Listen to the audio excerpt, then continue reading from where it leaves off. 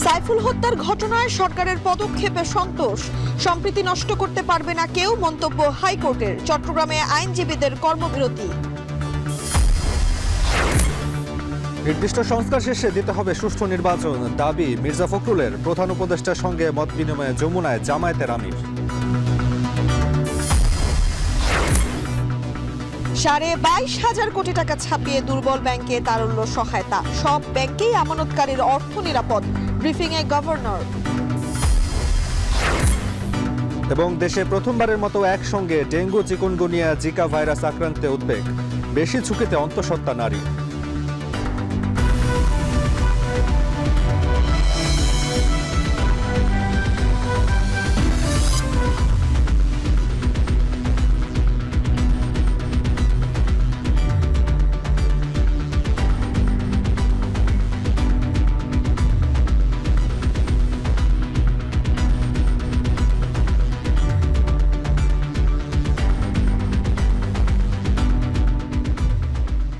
স্বাগত সান্ধ্যবাজারে। পুরো আয়োজন জুড়ে সঙ্গে রয়েছে আমরা দুজন, আমি তানজিলা খান মিম এবং আমি তাসওয়ার নাফি। ইসকন নিষিদ্ধ করা সরকারের নীতিগত সিদ্ধান্তের বিষয়ে ব্যাপারে হস্তক্ষেপ করবে না হাইকোর্ট। একই সাথে ধর্মীয় সম্প্রীতির বন্ধন অটুট রাখতে বিন্দুমাত্র ছাড় না দেওয়ার কথা জানিয়েছে উচ্চ আদালত। ইসকন নিষিদ্ধের শুনানিতে রাষ্ট্রপক্ষ আদালতকে জানিয়েছে পুরো বিষয়টি সর্বোচ্চ গুরুত্ব দিয়ে দেখছে সরকার। এদিকে ইসকন নিষিদ্ধ চায় সুপ্রিম কোর্ট আইনজীবী সমিতিও। বিস্তারিত জাহিদ হাসানের প্রতিবেদনে। শ্রীকৃষ্ণ ভক্তদের সংগঠন ইসকন নিয়ে নানান ধরনের আলোচনা সমালোচনা চলছে দেশ জুড়ে। দেশের বাইরেও ইসকন নিয়ে আছে মিশ্র প্রতিক্রিয়া। হিন্দুত্ববাদী এই সংগঠনটির একসময়ের শীর্ষ নেতা চিন্ময় কৃষ্ণ দাসকে গ্রেফতারের পর তার মুক্তির দাবিতে চট্টগ্রাম আদালত প্রাঙ্গণে বিক্ষোভ করে ভক্ত অনুসারীরা। মঙ্গলবার চিন্ময় প্রভুকে আদালতে হাজির করা হলে এক পর্যায়ে ত্রিমুখী সংঘর্ষ হয়। এ সময় সরকারি কৌঁসুলি সাইফুল ইসলামকে হত্যা করা হয়। এরপরই আইনজীবী সহ বিভিন্ন মহল প্রতিবাদে ফুঁসে ওঠেন। বুধবার ইসকনকে নিষিদ্ধ করার আবেদন জানিয়ে হাইকোর্টের দ্বারস্থ হন এক আইনজীবী। বৃহস্পতিবার বিচারপতি ফারা মাহবুব ও বিচারপতি দেবাশিস রায় চৌধুরীর হাইকোর্ট বেঞ্চে ইসকন নিষিদ্ধের আবেদনের শুনানি হয়। শুনানিতে হাইকোর্টকে রাষ্ট্রপক্ষ জানায়, আইনজীবী সাইফুল ইসলাম হত্যার ঘটনায় 3টি মামলায় 33 জনকে গ্রেফতার করা হয়েছে। ইসকনের কার্যক্রম সরকার সর্বোচ্চ গুরুত্ব দিয়ে খতিয়ে দেখছে। এ সময় বিচারপতি বলেন, দেশের সম্প্রীতির বন্ধন নষ্ট করতে দেয়া হবে না। টোটাল 3টি মামলা হয়েছে এই বিষয়গুলো নিয়ে এবং 76 জনকে আসামি করা হয়েছে, তার মধ্যে 33 জনকে গ্রেফতার করা হয়েছে এবং তদন্ত চলছে। এবং সরকার এবং আমরা সবাই এইটুকু আপনাদেরকে অ্যাসুরেন্স দিতে পারি যে এই বিষয়ে যা যা করার প্রয়োজন প্রত্যেকটি পদক্ষেপ নেওয়া হবে এবং অতি শীঘ্রই নেওয়া হবে, এবং যাতে এই পুরো বিষয়টি সুবিচার এবং তদন্ত সঠিকভাবে হয় সে ব্যাপারে পদক্ষেপ নেওয়া হবে। ইসকনের কার্যক্রমকে নিষিদ্ধের পক্ষে যুক্তি তুলে ধরেন আবেদনকারী আইনজীবী। অনেকেই জেলে গেছে, কিন্তু আমরা কোনোদিন কোনো আইনজীবী, কোনো দলীয় নেতাকর্মী আমরা কোর্টের আদেশের পথে বাধা সৃষ্টি করিনি। কিন্তু ইসকনরা সরাসরি কোর্টের আদেশে হস্তক্ষেপ করছে এবং আমাদের একজন লার্নেড ব্রাদারকে হত্যা করছে। কোর্টকে আশ্বস্ত করছে যে আমাদের রাষ্ট্রযন্ত্র সর্বোচ্চ চেষ্টা দিয়ে যাতে কোনো প্রকার দাঙ্গা অথবা হিন্দু মুসলিম কেউ কাউকে আঘাত করতে না পারে সেভাবে যথেষ্ট সচেতন ছিল এবং সেটা সফল হয়েছে। এদিকে সুপ্রিম কোর্ট আইনজীবী সমিতি ইসকন নিষিদ্ধের পক্ষে। সংবাদ সম্মেলনে তাদের অবস্থান তুলে ধরে সমিতি। আমরা অবিলম্বে আইনজীবী সুরক্ষা আইন প্রণয়ন করা দাবি জানাচ্ছি। এই নৃশংস হত্যাকাণ্ডের সঙ্গে জড়িত ব্যক্তিদের বিরুদ্ধে সর্বোচ্চ গুরুত্ব দিয়ে আইনি ব্যবস্থা গ্রহণের জন্য সরকারের প্রতি বাংলাদেশ সুপ্রিম কোর্ট আইনজীবী সমিতি জোরালো দাবি জানাচ্ছে। ইন্দোনেশিয়া, সৌদি আরব, সিঙ্গাপুর সহ বেশ কয়েকটি দেশে ইতোমধ্যেই ইসকনের কার্যক্রম নিষিদ্ধ করা হয়েছে। জাহিদ হাসান, এখন, ঢাকা। চট্টগ্রামে আইনজীবী সাইফুল ইসলাম আলিফ হত্যার ঘটনায় চিন্ময় কৃষ্ণকে আসামি করার দাবি জানিয়েছেন আইনজীবীরা। তার জামিনের শুনানিতে কোনো আইনজীবী অংশ নিলে তা প্রতিহতেরও ঘোষণা দিয়েছেন তারা। হত্যার প্রতিবাদে দ্বিতীয় দিনের মতো আদালতে কর্মবিরতি সহ নানা কর্মসূচি চলছে। ঘটনার শোক ও ভয়াবহতায় এখনও থমথমে পরিবেশ আদালত পাড়া। ব্যাহত বিচার কার্যক্রম। ফয়সাল করিমের প্রতিবেদন। ফাঁকা পড়ে আছে আজলাস, করিডোরে নেই চেনা ব্যস্ততা, আইনজীবীদের কক্ষে ঝুলছে তালা। বৃহস্পতিবার সকাল 10টার চিত্র এটি। আদালতে এ সময় শত শত মানুষের ভিড় থাকার কথা থাকলেও আজ যেন চারিদিকে মাতম। নীরবতার প্রতিবাদ। এ সময় সীমিত আকারে বিচার কার্যক্রম চালায় ভোগান্তিতে পড়েন বিচার প্রার্থীরা। আইনজীবী সাইফুল হত্যাকাণ্ডের প্রতিবাদে দিনব্যাপী কর্মসূচির অংশ হিসেবে কর্মবিরতি পালন করছেন আইনজীবীরা। আদালত চত্বর, আইনজীবীদের ভবন ও বিভিন্ন স্থাপনায় কালো পতাকা উত্তোলন করা হয়। মানববন্ধন ছাড়াও দিনব্যাপী রাখা হয় নানা কর্মসূচি। আমরা 2 দিনের জন্য আদালতের কোনো কার্যক্রম আমরা অংশগ্রহণ করছি না এবং বিচারকরা আমাদের সাথে একত্রতা পোষণ করেছেন। আইনজীবীরা কোনো মামলা শুনানি করবে না এবং আমাদের আজকের সিদ্ধান্তের উপর নির্ভর করবে পরবর্তী কার্যক্রম কি হবে। বৃহস্পতিবার সকাল 11টায় আদালতের জেলা প্রশাসন চত্বরে মানববন্ধনে ঢল নামে প্রতিবাদী আইনজীবীদের। শোকের ভাষা রূপ নেয় বিক্ষোভে। বিচার দাবিতে মুহুর্মুহু স্লোগানে প্রকম্পিত হয় আদালত। এ সময় হত্যার ঘটনায় উস্কানি দাতা হিসেবে ইসকন নেতা চিন্ময় কৃষ্ণকে আসামি করার দাবি জানায় জেলা আইনজীবী সমিতি। পাশাপাশি তার জামিন শুনানিতে আদালতে কোনো আইনজীবী দাঁড়ালে তা প্রতিহতের ঘোষণাও আসে। সাইফুল ইসলাম আলিফ তার হত্যার বিচার আমরা অবিলম্বে ইনশাআল্লাহ মাটিতে আদালতে আমরা নিষ্পত্তি করার চেষ্টা করব। চিন্ময় দাসকে জেলখানে নাকি ডিভিশন দেওয়া হয়েছে। সিনিয়র জেল সুপারকে আমি অনুরোধ করব আপনি সেই ডিভিশন প্রত্যাহার করবেন। অ্যাটর্নি জেনারেল মহোদয়ের কাছে আমার অনুরোধ থাকবে এই ধরনের সন্ত্রাসী সংগঠন ইসকনকে বাংলাদেশ থেকে নিষিদ্ধ করা হোক। এদিকে আদালত চত্বরে নিরাপত্তা বাড়াতে অতিরিক্ত পুলিশ মোতায়েন করা হয়েছে। জোরদার করা হয়েছে সেনাবাহিনীর টহল। অন্যদিকে আইনজীবী হত্যার ঘটনায় বৃহস্পতিবার পূর্ব নির্ধারিত অবকাশকালীন প্রীতি সমাবেশ বাতিল করেছে আইনজীবী সমিতি। ফাইসাল করিম, এখন চট্টগ্রাম। গণতান্ত্রিক সংস্কারের মাধ্যমে নির্দিষ্ট সংস্কার শেষে সুষ্ঠু নির্বাচন দিতে হবে বলেও জানিয়েছেন বিএনপির মহাসচিব মির্জা ফখরুল ইসলাম আলমগীর। দুপুরে রাষ্ট্র পুনর্গঠনে লেখক সমিতির লেখক শিল্পীদের ভূমিকা শীর্ষক মত বিনিময় সভায় কথা বলেন তিনি। এ সময় তিনি গণতান্ত্রিক দেশ গঠনে স্বৈরাচার বিরোধীদেরকে একসাথে কাজ করার আহ্বান জানান। বিস্তারিত প্রতিবেদনে। গেল 5 আগস্ট কর্তৃত্ববাদী শেখ হাসিনা সরকারের পতনের পর থেকেই সামনে আসে সংস্কারের বিষয়টি। নির্বাচনের তাগিদও উঠে আসছে রাজনৈতিক দল ও বিভিন্ন মহল থেকে। সংস্কার নাকি নির্বাচন, কোনটি আগে? এমন প্রশ্নে রাজনৈতিক দলগুলোর ভিন্ন অবস্থান থাকলেও নির্দিষ্ট কিছু সংস্কারের পরই নির্বাচনের প্রত্যাশা অধিকাংশের। সব মিলিয়ে সরকারের সাথে এক হয়ে কাজ করছে খাতভিত্তিক সংস্কার কমিশনগুলো। এমন প্রেক্ষাপটে জাতীয় প্রেস ক্লাবে আলোচনায় উঠে আসে রাজনৈতিক সংস্কার থেকে শুরু করে সংস্কৃতি সংস্কারের প্রস্তাব। রাষ্ট্র পুনর্গঠনে লেখক শিল্পীদের ভূমিকা শীর্ষক এ মতবিনিময় সভায় গণতান্ত্রিক সংস্কারের মাধ্যমে নির্দিষ্ট সংস্কার শেষে সুষ্ঠু নির্বাচন দেওয়ার পাশাপাশি রাজনৈতিক সংস্কৃতি সংস্কারের গুরুত্ব তুলে ধরেন বক্তারা। একটা নতুন রাষ্ট্র, একটা গণতান্ত্রিক রাষ্ট্র নির্মাণ করবার জন্যে যে সংস্কৃতি এখন পর্যন্ত বিরাজমান, এটাই কি যথেষ্ট? রাজনৈতিক দলগুলোর মধ্যে সংস্কৃতির পরিবর্তন মানে রাজনৈতিক দলগুলো বুঝবে এই অভ্যুত্থানের পর দেশ বদলেছে। রাষ্ট্রের পুনর্গঠনের প্রশ্নে যেমন তার কাঠামোর প্রশ্ন আছে, তেমনি সাংস্কৃতিক ভিত্তি একটা খুব গুরুত্বপূর্ণ প্রশ্ন। এই পুরো বাংলাদেশে বাঙালিত্বের যে নির্মাণ হয়েছে সেটা কলকাতা কেন্দ্রিক, তার বিরুদ্ধে দাঁড়িয়েই নিজস্ব সাংস্কৃতিক বোধ সৃষ্টি করে, সেই জায়গাটা আমাদের তৈরি করা খুব দরকার। আমাদের চ্যালেঞ্জ হলো আওয়ামী ন্যারেটিভের কবর দিয়ে প্রপার ইতিহাসের সঠিক ধারায় সঠিক ন্যারেটিভ সেটাকে প্রতিষ্ঠা করতে হবে। একটি গণতান্ত্রিক দেশে নির্বাচনে কি সকল সমস্যার সমাধান?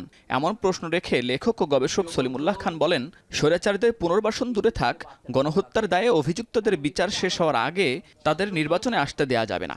যদি স্বৈরতন্ত্রের পুনর্বাসন আমরা না চাই, তাহলে এই যে গণতন্ত্রের অদ্ভুত সংজ্ঞা দিচ্ছে স্বৈরতান্ত্রিকদেরকে নির্বাচনে দাঁড়াবার সুযোগ দিতে হবে, এটা কি করে কথা হতে পারে?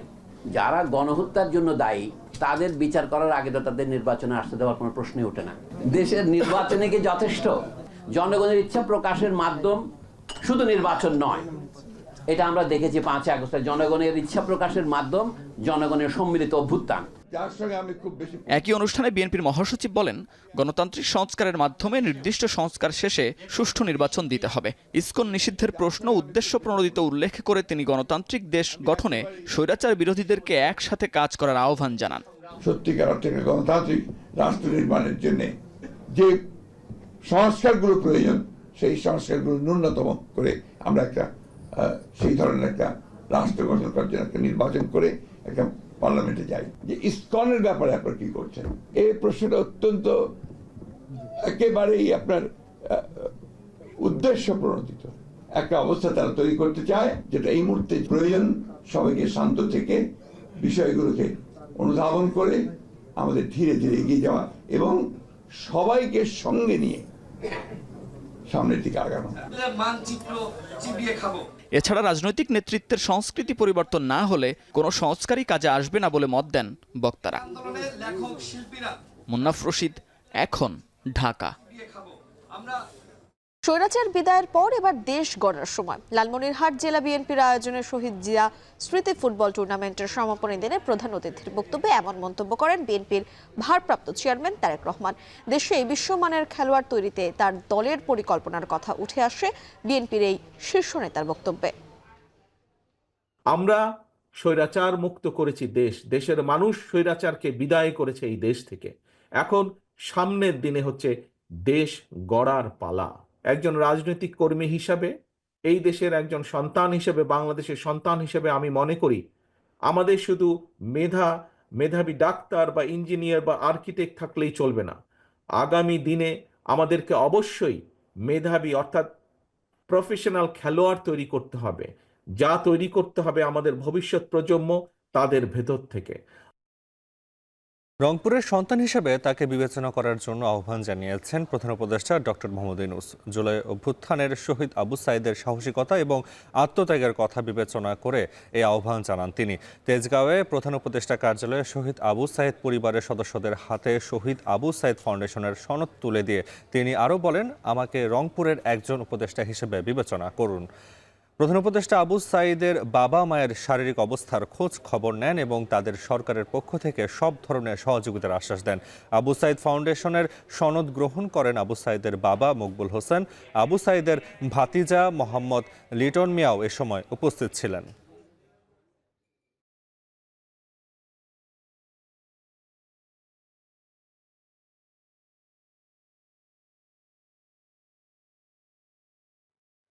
সোহরাওয়ার্দী উদ্যানে স্বাধীনতা স্তম্ভ নির্মাণ প্রকল্পের আওতায় শাহবাগ থানা নির্মাণের প্রস্তাব অনুমোদন দিয়েছে উপদেষ্টা পরিষদ। যতটা সম্ভব ছোট জায়গা নিয়ে থানা করা হবে আর ফুলের মার্কেটে পুনর্বিন্যাস করা হবে। সকালে তেজগাঁওয়ের প্রধান উপদেষ্টার কার্যালয়ে উপদেষ্টা পরিষদের সভা শেষে একথা জানান মন্ত্রিপরিষদ সচিব ডক্টর শেখ আব্দুর রশিদ। সকালে তেজগাঁওয়ের প্রধান উপদেষ্টার কার্যালয়ে 14তম উপদেষ্টা পরিষদের সভা অনুষ্ঠিত হয়। উপদেষ্টা পরিষদের এসব সিদ্ধান্ত হয় বলে জানান তিনি। জুলাই আগস্ট ছাত্র জনতার গণ অভ্যুত্থানের ওপর আন্তর্জাতিক মানের তথ্যচিত্র নির্মাণ করবে বাংলাদেশ টেলিভিশন। উপদেষ্টা পরিষদের সভার সিদ্ধান্ত হয়েছে বলেও জানান তিনি। উপদেষ্টা পরিষদ পরিদর্শন করে শাহবাগ থানার জায়গা ঠিক করবেন, সেটি ঢাকা ক্লাবের দিকে স্থানান্তর হতে পারে। ঐতিহাসিক স্থাপনাগুলো যাতে ক্ষতিগ্রস্ত না হয় সেটি গুরুত্ব দিয়েই সিদ্ধান্ত নেওয়া হচ্ছে বলে সাংবাদিকদের জানান মন্ত্রিপরিষদ সচিব।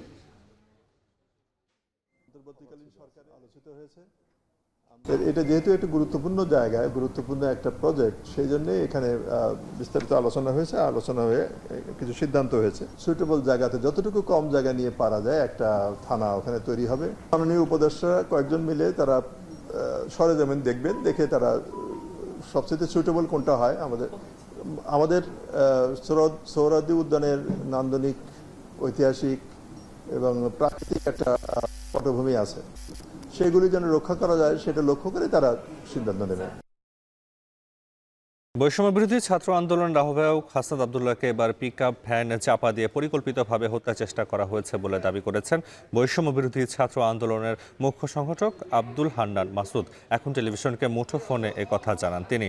বৃহস্পতিবার কুমিল্লা থেকে ঢাকায় ফেরার পথে যাত্রাবাড়িতে হাসনাত আব্দুল্লাহর গাড়িতে পেছন থেকে একটি পিকআপ ভ্যান ধাক্কা দেয়। বৈষম্য বিরোধী ছাত্র আন্দোলনের কেন্দ্রীয় সমন্বয়ক মোহাম্মদ তরিকুল ইসলাম ও মুখ্য সংগঠক আব্দুল হান্নান মাসুদ সামাজিক যোগাযোগ মাধ্যম ফেসবুকে পোস্ট দিয়ে বিষয়টি নিশ্চিত করেন। এর আগে গতকাল চট্টগ্রামে নিহত অ্যাডভোকেট সাইফুল ইসলামের কবর জিয়ারত শেষে ফেরার পথে সন্ধ্যায় চট্টগ্রাম কক্সবাজার মহাসড়কের চুন্তি ইউনিয়নের হাজি রাস্তার মোড়ে হাসনাত আব্দুল্লাহ ও সার্জিস আলমের গাড়িকে ট্রাক চাপা দিয়ে হত্যা চেষ্টা করা হয়।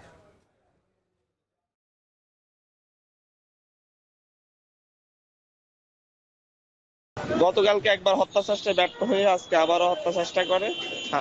হাসনাত আব্দুল্লাহ ভাইয়ের গাড়িতে একটি ট্রাক এসে ধাক্কা দেয় এবং জ্যাম থাকার কারণে উনি কোনো মতে বেঁচে যান এভাবেই মূলত টার্গেট কিলিং মিশনে নেমেছে।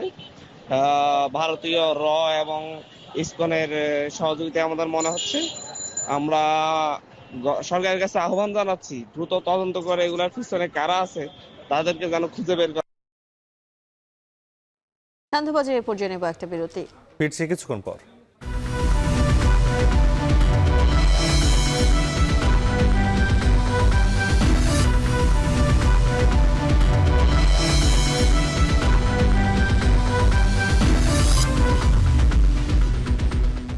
ফিরে এলাম বিরতির পর। দেখছেন শান্তবাজার। প্রধান উপদেষ্টার সঙ্গে বৈঠক শেষে যমুনার সামনে কথা বলছেন জামায়াতে ইসলামের আমির। আমরা সরাসরি যুক্ত হচ্ছে সেখানে। দেশের স্বার্থ বিরোধী কর্মকাণ্ডে যারাই জড়িত থাকবে তাদেরকে অবশ্যই আইনের আওতায় আনতে হবে। আইনের আওতায় এনে দেশকে শান্তি শৃঙ্খলা ফিরিয়ে দিতে হবে এবং এর জন্য প্রয়োজন হচ্ছে সর্বোচ্চ জাতীয় ঐক্য। দল মত ধর্ম ভিন্নতা থাকবে, এটা খুব স্বাভাবিক, কিন্তু জাতীয় স্বার্থের জায়গাগুলোতে আমরা যেন সবাই একমত থাকতে পারি, ঐক্যবদ্ধ থাকতে পারি। আপনাদের মাধ্যমে আমরা সেই আহ্বান জানাই এবং আমরা সেখানে ওইটা তুলে ধরেছি। তো এই ছিল মোটামুটি আজকের আলোচনার বিষয়বস্তু। আমরা এখন বিদায় নিতে চাই। আপনাদের একান্ত জরুরি কোনো প্রশ্ন থাকলে করবেন, আদারওয়াইজ আমাদেরকে ছুটি দিলে খুশি হব।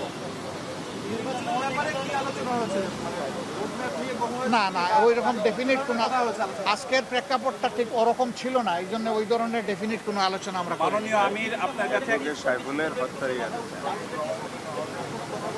জি, আমরা শুধু ইসকন না, আমরা বলেছি জাতীয় স্বার্থের বিরুদ্ধে যারাই যাবে তাদের ব্যাপারে পদক্ষেপ নিতে হবে। মাননীয় আমির গতকাল বিএনপির একটি প্রতিনিধি দল প্রধান উপদেষ্টার সাথে দেখা করে দেশের সাম্প্রতিক পরিস্থিতিতে উদ্বেগ প্রকাশ করেছেন। জামাতের পক্ষ থেকে কি এরকম কোনো উদ্বেগের কথা বলা হয়েছে কিনা? আর দ্বিতীয় কথা হলো যে বিএনপির পক্ষ থেকে সকল দলকে নিয়ে একটা জাতীয় ঐক্যের কথা বলা হয়েছে এবং বিএনপি বলেছে নির্বাচনের একটা রোড ম্যাপ। এই তিনটা কি আপনারা বলেছেন কিনা? না, জাতীয় ঐক্যের কথাটা অবভিয়াসলি এসেছে এবং আমাদের উদ্বেগ নিয়েই তো আমরা আলোচনা এখানে বসেছি। সেই উদ্বেগ ওই অর্থে নয় যে হায় হায় দেশ বলে গুল্লায় গেল, বিষয় তা না। বিষয় হচ্ছে আমাদের দেশের শান্তি শৃঙ্খলা কারা ধ্বংস করতে চায় তাদেরকে চিহ্নিত করতে হবে এবং ঐক্যবদ্ধভাবে এটার মোকাবেলা করতে হবে জাতি হিসাবে। যে আর কিছু নির্বাচন নিয়ে আপনাদের না, আমি বলেছি, অলরেডি বলেছি, এই ব্যাপারে উত্তর দিয়েছি। একেবারেই একমত, এখানে কোনো দ্বিমত নাই। জাতীয় ঐক্য অবশ্যই থাকতে হবে। নির্বাচন নিয়ে জামাতের বক্তব্যটা কি আসলে? না, আমাদের বক্তব্যটা আমরা পরিষ্কার করেছি যে মিনিমাম সংস্কার যেগুলো দরকার, যেমন আমাদের 41 দফা দাবি আছে সংস্কারের, কিন্তু এই সরকারের জন্য আমরা 41 দফা দেইনি। আপনাদের মাধ্যমে আমরা মাত্র 10 দফা দিয়েছি, জাতির সামনে উপস্থাপন করেছি এবং তাদেরকে আমরা হ্যান্ড ওভার দিয়েছি। আমরা চাই যে এই সংস্কারগুলো দ্রুত করা দরকার। এই সংস্কারগুলো করে যত দ্রুত সম্ভব নির্বাচন দিয়ে দেওয়া উচিত। ধন্যবাদ সবাইকে, এখানে আমরা শেষ করতে চাই। অনেক ধন্যবাদ আপনাদের সহযোগিতার জন্য। আসসালামু আলাইকুম ওয়া রাহমাতুল্লাহ। আসাদ ভাই তো আমাদের সাথে রাজপথে থাকালো। প্রধান উপদেষ্টার সঙ্গে বৈঠক শেষে যমুনার সামনে কথা বলছিলেন জামায়াতে ইসলামের আমির। আমরা এতক্ষণ সরাসরি যুক্ত ছিলাম সেখানে। অবশেষে টাকা না ছাপানোর সিদ্ধান্ত থেকে সরে এলো বাংলাদেশ ব্যাংক। ইতিমধ্যেই 22,500 কোটি টাকা ছাপিয়ে দুর্বল 6টি ব্যাংকে দেয়া হয়েছে তারল্য সহায়তা। বিকেলে সংবাদ সম্মেলনে কথা জানান বাংলাদেশ ব্যাংকের গভর্নর। এছাড়া গ্রাহকের টাকা যে ব্যাংকেই থাকুক তার সুরক্ষা নিশ্চিত করা হবে বলে জানান তিনি। তবে যা ছাপানো হয়েছে তা কয়েকদিনের মধ্যেই তুলে নেওয়া হবে। এতে বাজারে ও মূল্যস্ফীতিতে প্রভাব পড়বে না বলে জানান গভর্নর। বিস্তারিত আতাউর নিয়নের প্রতিবেদনে। দেশের ব্যাংকিং খাতে আওয়ামী সরকারের 15 বছরে খেলাপি ঋণ গত সেপ্টেম্বর শেষে দাঁড়িয়েছে প্রায় 3 লাখ কোটি টাকা। এর মধ্যে এক ইসলামী ব্যাংক থেকেই এসএলএম নামে বেনামে আত্মসাৎ করেছে লাখ কোটি টাকার বেশি। একই সাথে দখল করে বেহাল অবস্থা করেছে আরও 5 ব্যাংকের। এছাড়া শিকদার পরিবার, নজরুল ইসলাম মজুমদার আর সালমান এফ রহমানের মতো ব্যক্তিদের কারণে ধুঁকছে আরও বেশ কয়েকটি ব্যাংক। টাকা নিয়ে আত্মসাৎ আর পাচারের কারণে এখন অর্থ পেতে ভোগান্তিতে আছেন অনেক ব্যাংকের গ্রাহক। বিশেষ করে প্রয়োজনে টাকা তুলতেও কয়েক দফা যেতে হচ্ছে ব্যাংকে। 5 আগস্ট শেখ হাসিনা সরকারের পতনের পর বাংলাদেশ ব্যাংক টাকা ছাপিয়ে অর্থ সহায়তা বন্ধ করলে ব্যাংকের এমন প্রকৃত চিত্রই উঠে আসে। পরে টাকা না ছাপিয়ে গ্যারান্টি দিয়ে সবল ব্যাংক থেকে সহায়তা দেওয়া শুরু করে কেন্দ্রীয় ব্যাংক। এতে সবশেষ ব্যাংকগুলোকে প্রায় 7,000 কোটি টাকা পর্যন্ত দেওয়া হয়। এরপরও ঘুরে দাঁড়াতে পারছে না ব্যাংকগুলো। নতুন করে আমানত আসার পরিমাণ কমে যাওয়ায় গ্রাহকের টাকা দিতেই হিমশিম খাচ্ছে তারা। তাই যে টাকা পেয়েছে তা এতদিন তেমন কাজে লাগেনি বলে জানায় ব্যাংকগুলো। তাই এবার টাকা না ছাপানোর সিদ্ধান্ত থেকে সরে আসলো কেন্দ্রীয় ব্যাংক। ইতোমধ্যে 6টি ব্যাংকে নতুন করে ছাপিয়ে দেওয়া হয়েছে 22,500 কোটি টাকা। বৃহস্পতিবার এক সংবাদ সম্মেলনে কথা জানান গভর্নর। বিশেষভাবে সহায়তা দিয়েছি গত কয়েকদিন ধরে। গভর্নর জানান টাকা ছাপালেও তা বেশি দিন রাখা হবে না, বন্ড ইস্যুর মাধ্যমে তা তুলে নেওয়া হবে। এতে মূল্যস্ফীতিতে কোনো প্রভাব ফেলবে না। টাকা ছাপাবো না, সেখান থেকে আমি সাময়িকভাবে সরে আসছি, কিন্তু পুরোপুরিভাবে নয়। আমরা এই টাকাটা আবার তুলে ফেলবো আমাদের বন্ড ইস্যু করার মাধ্যমে। সামগ্রিকভাবে অর্থনৈতিক ভারসাম্যটা থাকে, লিকুইডিটিটা ঠিক থাকে, আমাদের যে মূল্যস্ফীতিকে নিয়ন্ত্রণ রাখার জন্য যে আমাদের যে প্রচেষ্টা, সেটা থেকে কিন্তু আমরা পিছিয়ে যাচ্ছি না। কাজেই এটা কিন্তু টাকা ছাপানো বলবো, আবার এট দ্য সেম টাইম টাকাটাকে আমি কিন্তু নিয়েও আসবো। সেই সাথে টাকা যে ব্যাংকেই থাকুক না কেন, গ্রাহকের আমানতের সুরক্ষা নিশ্চিত করা হবে বলে জানান তিনি। সাপোর্ট দেওয়া হয়েছে, তাতে ইতিমধ্যেই কিছু পজিটিভ ইম্প্যাক্ট হয়তো আপনারা শুনে থাকবেন গ্রাহকদের কাছ থেকে। আপনারা হয়তো ইতিমধ্যেই কোনো ব্যাংকে যেও থাকতে পারেন, যদি নাও যান রবিবারে যাবেন, যে দেখবেন যে ব্যাংকের ব্রাঞ্চগুলোতে কি অবস্থা। এবং আমি আশা করব যে প্রত্যেকটা ব্রাঞ্চেই আপনারা দেখবেন যে মানুষ তাদের টাকা নিয়ে যেটা চাচ্ছেন সেটা নিয়ে যেতে পারছেন। এদিন গভর্নরের সঙ্গে সাক্ষাৎ করতে আসেন ভারতের রাষ্ট্রদূত। তার সাথে দুদেশের আর্থিক খাত ও লেনদেনের বিষয়ে আলোচনা হয়েছে বলে জানান গভর্নর। আমাদের দ্বিপাক্ষিক financial issues, central bank to central bank issues, বাংলাদেশের ট্রেড ইস্যুস, আমাদের কিছু পেমেন্ট ইস্যুস আছে, এগুলো নিয়ে আমরা আলাপ করেছি। ভারতের সাথে আমাদের পেমেন্টস রিলেশনটা, পেমেন্টস মানে আমি মান আনছি টাকা দেই নেই, এই সিচুয়েশনটা তো রাখা যাবে না, এটাকে আমাকে সলভ করতেই হবে। বাংলাদেশের ব্যাংকিং খাতের ক্ষতির অন্যতম দোষী এস আলম। তাই যারা এ খাতে লুটপাট করেছে তাদের সম্পদ ও শেয়ার ফেরত দেওয়া হবে না। সেজন্য এনফোর্সমেন্ট বিভাগ সহ আইন অনুযায়ী ব্যবস্থা নেওয়ার কথা জানান কেন্দ্রীয় ব্যাংকের গভর্নর। সেই সাথে আগামী রোববার থেকে গ্রাহকের টাকা উত্তোলনের সমস্যা অনেকটাই স্বাভাবিক হবে বলে আশা প্রকাশ করেন তিনি। অযথা টাকা তুলতে হবে না, যেটুকু প্রয়োজন সেটুকুই তুলবেন। আতাউর নিয়ন, এখন, ঢাকা। দেশে এবারই প্রথম একই সঙ্গে ডেঙ্গু, চিকনগুনিয়া ও জিকা ভাইরাস আক্রান্ত হওয়ায় উদ্বেগ বাড়ছে। বিশেষজ্ঞরা বলছেন এডিস নিধনে ব্যর্থ হলে এই 3 ভাইরাস একসঙ্গে সংকট আরও বাড়াতে পারে। এদিকে জিকা ভাইরাসে অন্তঃসত্ত্বা নারীরা বেশি ঝুঁকিতে থাকায় তাদের সতর্ক থাকার পরামর্শ চিকিৎসকদের। প্রতিদিন ডেঙ্গুতে প্রাণহানির মধ্যে নতুন করে শঙ্কা বাড়িয়েছে জিকা ভাইরাস। চলতি বছরে গত 3 মাসে নারী পুরুষ মিলে অন্তত 8 জন শনাক্ত হবার খবর পাওয়া গেছে। ডেঙ্গুর মতো এডিসের মাধ্যমে ছড়ালেও জিকা ভাইরাস গর্ভবতী নারীর গর্ভজাত সন্তানকে ক্ষতিগ্রস্ত করতে পারে। কোনো ক্ষেত্রে গর্ভের নবজাতকের মৃত্যুও ঘটতে পারে বলে আশঙ্কা IEDCR এর। জিকা যদি প্রেগনেন্ট ওমেনে হয়, সেক্ষেত্রে 5 থেকে 15% কেসে যে শিশুটার জন্ম হয় সেটার কিছু কনজেনিটাল অ্যানোমালি থাকতে পারে। এর মধ্যে মারাত্মক যেটা সেটা হচ্ছে মাইক্রোসেফালি বলে, অর্থাৎ মাথা এবং ব্রেইনের সাইজ ছোট হয়, সেই জন্য বাচ্চার ডেভেলপমেন্টাল যে প্যারামিটারগুলো সেগুলো অপটিমাম লেভেলে হয় না, অর্থাৎ সারা জীবনই বাচ্চাটাকে এই সমস্যাটা বয়ে বেড়াতে হয়। মোর দেন 80% পেশেন্ট আসলে অ্যাসিমটোমেটিক, মানে কোনো ধরনের সিমটমই আসলে প্রকাশ পায় না। 20%-এর ক্ষেত্রে যে সিমটম প্রকাশ পায় বেশিরভাগ ক্ষেত্রেই হচ্ছে মাইল্ড সিমটম। প্রাপ্তবয়স্করা আক্রান্ত হবার পর শারীরিক সম্পর্কেও নারীর শরীরে ছড়াতে পারে জিকা ভাইরাস। সেই নারী ওই সময় গর্ভাবস্থায় থাকলে আক্রান্ত হতে পারে শিশুও।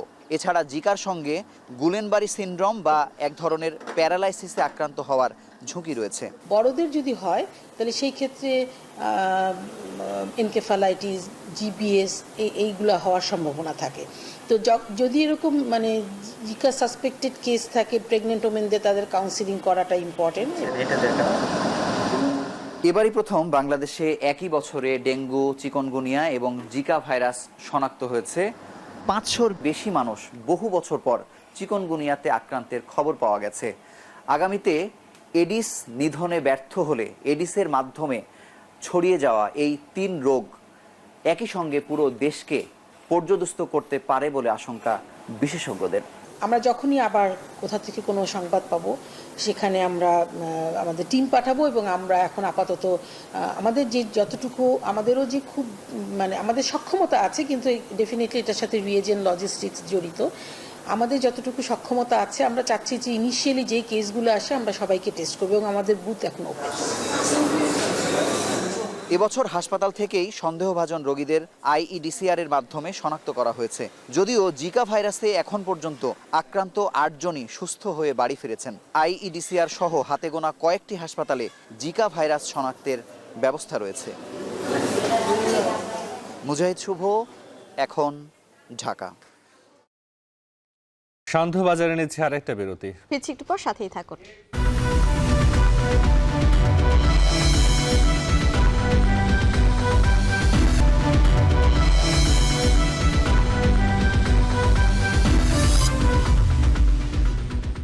বিরতির পর ফিরে এলাম। দেখছেন শান্তবাজার।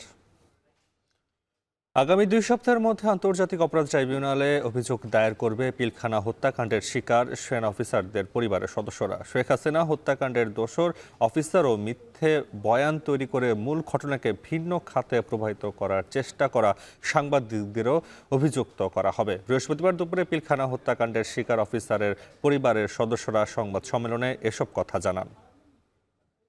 অনেকগুলো বিডিআর জওয়ানকে হত্যা করেছে সিস্টেম্যাটিক্যালি, বোঝাই যাচ্ছে যে আসলে তারা এই হত্যাযজ্ঞ চালিয়েছে ভেতরে, জেলের ভেতরে, যেন কিনা কোনো ইনফরমেশন বের হয়ে না আসে। গত 15 বছরে 16 বছর হয়ে যাচ্ছে প্রায়, আমরা কিন্তু এই জিনিসটাকে একটা আইসোলেটেড ইনসিডেন্ট হিসেবেই ট্রিট করে যাচ্ছি। অফিসিয়াল গ্যাজেট করে 2025 সালের ফেব্রুয়ারি মাসে আগে 25শে ফেব্রুয়ারিকে শহীদ সেনা দিবস হিসাবে ঘোষণা করা হোক। ফরেন সার্ভিস একাডেমিতে সমসাময়িক ইস্যুতে ব্রিফ করছেন পরিবেশ উপদেষ্টা। সরাসরি আমরা যুক্ত হচ্ছে সেখানে।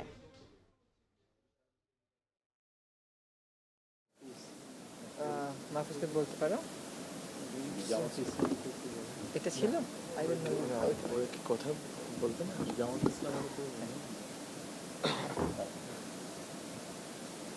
আপনারা দেখেছেন যে বাংলাদেশে এক ধরনের সাম্প্রদায়িক উত্তেজনা আছে এবং এখানে ইসকন অথবা ইসকনের সাথে সম্পৃক্ত অনেকেই এখানে জড়িয়ে পড়েছেন এবং এছাড়াও বাংলাদেশের একটা বড় জনগোষ্ঠীর ভিতরে এক ধরনের চাপ উত্তেজনা কাজ করতেছে। তো আমরা বলতেছি যে আমরা গভর্নমেন্টের পক্ষ থেকে যিনি নিহত হয়েছেন তার সেই বিষয়ে যেই মামলা চলমান আছে, মামলা 2টি মামলা হয়েছে, আরও মামলা হওয়ার কথা রয়েছে এবং গ্রেপ্তার চলমান রয়েছে এবং ওখানে সরকার উদ্যোগ নিয়েছে যাতে কোনো রকম যারা এখানে পারপেট্রেটরস আছে তারা যেন কোনোভাবে ছাড় না পায়। এছাড়াও এখানে এই উদ্ভূত পরিস্থিতিতে বাংলাদেশে যে ধরনের সাম্প্রদায়িক বিশৃঙ্খলা তৈরির যেই একটা অপচেষ্টা ছিল, এই অপচেষ্টা বাংলাদেশের জনগণ, সবগুলো রাজনৈতিক দল এবং ধর্মীয় কমিউনিটি সবাই মিলে এটা রুখে দিয়েছে এবং এই ক্ষেত্রে এই বাস্তবকাল বিএনপির নেতৃবৃন্দ আমাদের ডক্টর মোহাম্মদ ইউনূস স্যারের সাথে দেখা করেছেন এবং আজকে জামাত ইসলামের নেতৃবৃন্দ দেখা করেছেন। তো ওনাদের দুইটি দল থেকে আমরা যেটা বক্তব্য পেয়েছি সেটা হচ্ছে মূলত এক ধরনের সামগ্রিক ঐক্য এবং বাংলাদেশের অখণ্ডতা এবং সার্বভৌমত্ব রক্ষার্থে জাতীয় স্বার্থে সবাইকে ঐক্যবদ্ধ থেকে কিভাবে এই পরিস্থিতি সামাল দেওয়া যায় এবং যে কোনো ধরনের সাম্প্রদায়িক উত্তেজনা এবং উগ্রতা কিভাবে রুখে দেওয়া যায়, উন্মত্ততা কিভাবে রুখে দেওয়া যায়, এই সম্বন্ধে সকলের সহযোগিতা ডক্টর মোহাম্মদ ইউনূস কামনা করেছেন এবং সবাই মিলে দুটি দলই তাকে প্রস্তাব দিয়েছে, বিভিন্ন ইতিবাচক প্রস্তাব দিয়েছে কি কি করা গেলে সরকার আরো ভালো করতে পারে এবং তারা আগের মতোই সরকারকে সহযোগিতা করতে তাদের অবস্থা। ফরেন সার্ভিস একাডেমিতে সমসাময়িক ইস্যুতে ব্রিফ চলছিল, আমরা তখন সরাসরি যুক্ত ছিলাম সেখানে। দেখছেন শান্তবাজার। গত জুলাই থেকে এখন পর্যন্ত আইনশৃঙ্খলা রক্ষার দায়িত্বে সেনাবাহিনীর 9 জন কর্মকর্তা সহ মোট 123 জন সদস্য আহত হয়েছে। একজন কর্মকর্তা নিহত হয়েছে বলে জানিয়েছেন সেনা সদর। বিকেলে সেনা সদরে দেশের আইনশৃঙ্খলা রক্ষায় সেনাবাহিনীর কার্যক্রম সংক্রান্ত প্রেস ব্রিফিংয়ে এ কথা জানায় সেনা সদর। 20 জুলাই 2024 তারিখ থেকে অদ্যাবধি আইন শৃঙ্খলা রক্ষার দায়িত্ব পালনকালে সেনাবাহিনীর মোট 123 জন সদস্য হতাহত হয়েছেন। এর মধ্যে 1 জন অফিসার শাহাদাত বরণ করেছেন এবং 9 জন অফিসার সহ মোট 122 জন সেনা সদস্য বিভিন্ন মাত্রায় আহত হয়েছেন। শান্তবা জানিয়েছে আরো একটা বিরতি। ফিরছি কিছুক্ষণের মধ্যেই।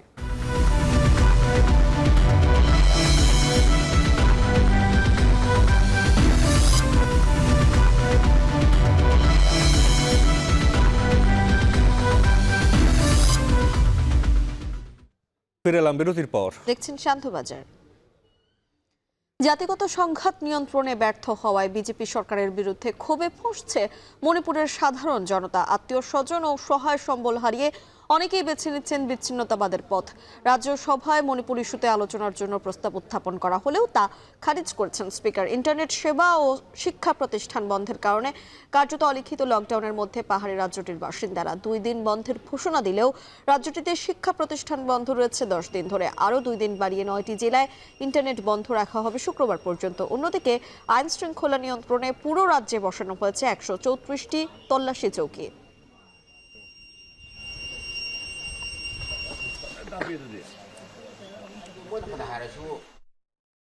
শেষ করছি শান্তবাজার, তবে তার আগে শিরোনামগুলো জানিয়ে দিব আরো একবার। সাইফুল হত্যার ঘটনায় সরকারের পদক্ষেপে সন্তোষ, সম্প্রীতি নষ্ট করতে পারবে না কেউ, মন্তব্য হাইকোর্টের। চট্টগ্রামে আইনজীবীদের কর্মবিরতি। নির্দিষ্ট সংস্কার শেষে দিতে হবে সুষ্ঠু নির্বাচন, দাবি মির্জা ফখরুলের। জাতীয় ঐক্যের বিকল্প নেই, প্রধান উপদেষ্টার সঙ্গে মতবিনিময় জামায়াতের আমির। 22,500 কোটি টাকা ছাপিয়ে দুর্বল ব্যাংকে তারল্য সহায়তা, সব ব্যাংকে আমানতকারীর অর্থ নিরাপদ, ব্রিফিংয়ে গভর্নর। এবং দেশে প্রথমবারের মতো একসঙ্গে ডেঙ্গু, চিকুনগুনিয়া, জিকা ভাইরাস আক্রান্তে উদ্বেগ, বেশি ঝুঁকিতে অন্তঃসত্ত্বা নারী।